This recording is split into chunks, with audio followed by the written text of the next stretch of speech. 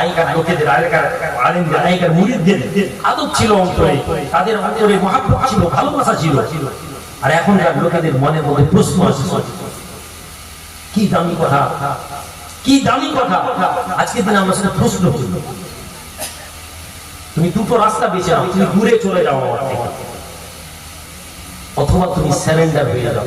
প্রশ্ন করুনি কুচি, শয়তান প্রশ্ন করেছিল আল্লাহ, আল্লাহ কেন সেজদা করব? আল্লাহ বলেন কেন সেজদা করিস না? জবাব দিয়েছি, আমি ওর থেকে ভালো। ভালো খুঁজতে যেওনি, আলো খুঁজো।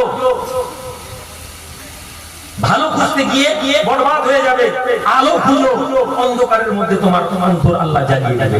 আলোর পিছনে ছুটো, ভালো পিছনে ছুটে ভালো নয়।